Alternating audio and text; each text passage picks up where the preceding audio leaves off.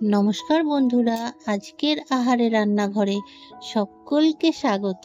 ছোট্ট এই চ্যানেলটিকে লাইক, শেয়ার ও সাবস্ক্রাইব করে আমার পাশে থাকার অনুরোধ জানাচ্ছি।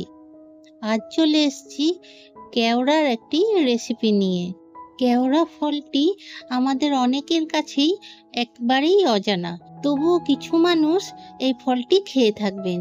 যদি পান, অবশ্যই এইভাবে রান্না করে খেয়ে দেখবেন, খুবই উপকারী। এই কেওড়াটা 250 গ্রাম পরিমাণের আছে।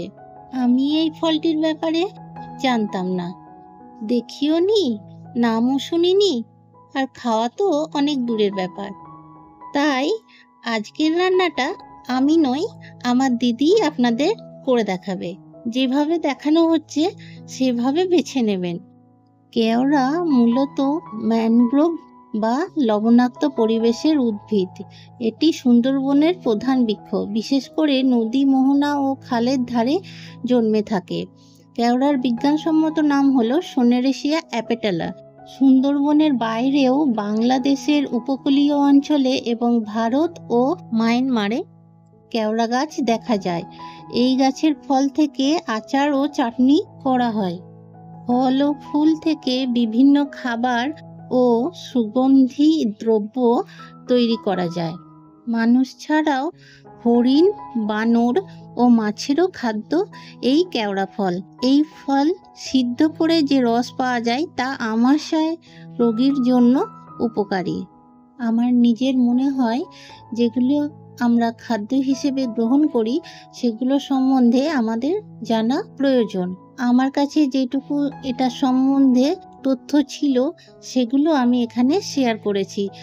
যদি কিছু ভুল হয়ে থাকে তাহলে আপনারা নিজ গুণে মার্জনা করবেন এবং কমেন্টসে অবশ্যই সঠিক তথ্য প্রদান করবেন। কেওড়া ভিটামিন সি সমৃদ্ধ, যা রোগ প্রতিরোধ ক্ষমতা বাড়াতে সাহায্য করে এবং শরীর ও মনকে সতেজ রাখে। এছাড়াও এটি হজম শক্তি বাড়াতে, বদহজম ও পেটের পীড়া সারাতে এবং রক্তে কোলেস্টেরল ও চর্বি কমাতে সহায়ক।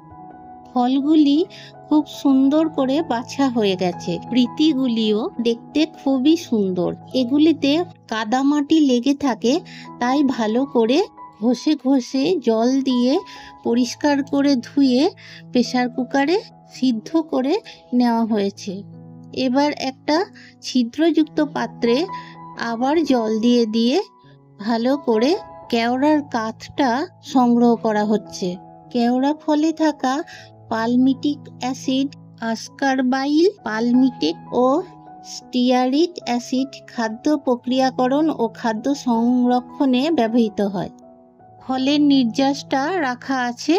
এবার একটা কড়াই গরম করে তাতে সর্ষের তেল, 5 ফোড়ন, কাঁচা লঙ্কা, আপনারা শুকনো লঙ্কাও দিতে পারেন, দিয়ে আগের থেকে নুন হলুদ মাখিয়ে রাখা চিংড়ি মাছ দিয়ে একটু ভাজা করে নিতে হবে। আমাদের চ্যানেলে চুই ঝাল দিয়ে মাছ মাংসের রেসিপি আছে, ইচ্ছা হলে সেই রেসিপিগুলিও দেখতে পারেন। ভালো লাগলে এমনই অনেক নিত্য নতুন রেসিপির জন্য চ্যানেলটিকে অবশ্যই সাবস্ক্রাইব করে পাশে থাকবেন বন্ধুরা। কেওড়ার জল ট্যানিন, ক্যারোটিনয়েড, আইসোফ্লাভোনয়েড, গ্লাইকোসাইড সমৃদ্ধ, যা ত্বকের বিভিন্ন সমস্যা যেমন র্যাশ, ব্রণ, সোরিয়াসিস, একজিমার মতো সমস্যা নিয়ন্ত্রণে সাহায্য করে। হলুদ ও স্বাদমতো লবণ দিয়ে মাছগুলো নাড়াচাড়া করে আগে থেকে রেখে দেওয়া কেওড়া ফলের নির্যাস দিয়ে রান্না করে নিতে হবে।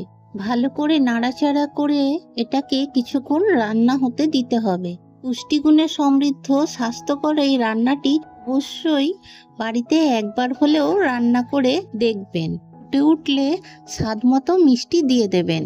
টক স্বাদের এই ফলটি দিয়ে ডালও বানানো হয়ে থাকে, আর কাঁচা অবস্থায় এটি সামান্য কষা হয়। খুব সাধারণ কেওড়ার টক গরম গরম ভাতের সাথে পরিবেশন করুন। এতক্ষণ আমার সাথে থাকার জন্য অসংখ্য ধন্যবাদ বন্ধুরা। ভালো থাকুন, খুশি থাকুন, স্বাস্থ্যকর আহারে সুস্থ থাকুন। আবারও চলে আসবো অন্য কোনো দিন অন্য কোনো দারুণ সুস্বাদু রেসিপির সাথে।